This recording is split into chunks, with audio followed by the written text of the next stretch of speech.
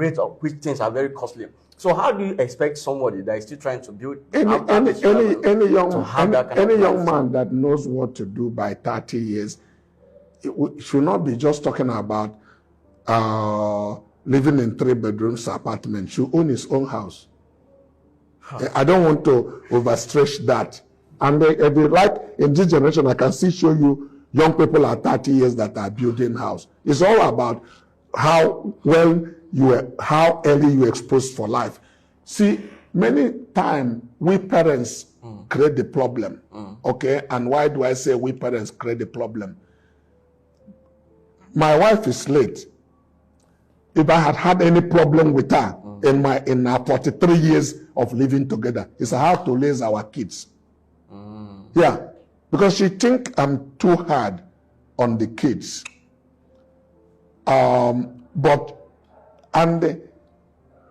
Why is she thinking I'm too hard to the kids? That these children don't need to suffer what myself and her suffered.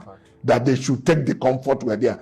And I asked her, I said, the thing we suffer, did it make us better human being or did it make us worse people? If that thing that makes us better human being, why do you think is bad for our kids? Okay, so my daughter I had only one girl. She's a medical doctor, and she went to Idialaba. She's Unilag, and we are going to come to church. He said, driver. I said, jump Okada, come to church. All the people jumping Okada, they're not human beings, children. Seriously. Of course, because my daughter knew, I made her jump Okada. She had confidence because I built confidence in her.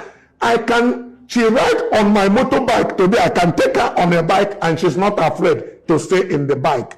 If you never expose people to things, you cannot expect them to get those things. The first instance is that I cannot. Left with my wife alone is the worst thing that I have done to make my daughter drive in a Okada. You're not afraid that she may be kidnapped. Apart from why would if she kidnapped, would she be the only first person that has been kidnapped? She will gain experience from that kidnapping. Necessity is those things are experience that makes people grow. Many parents have the problem of their kids, so that's why the lady I'm talking to is an American citizen. Okay, I have 3 of them. But I made them go to school here. I insisted that all my children will go. Some people say it's because I'm not educated. I held them and I give them credit for it. But all my children are living in this country today. Okay? And they have done their postgraduate abroad. But they have to come back. I didn't need to beg them to come back. Why?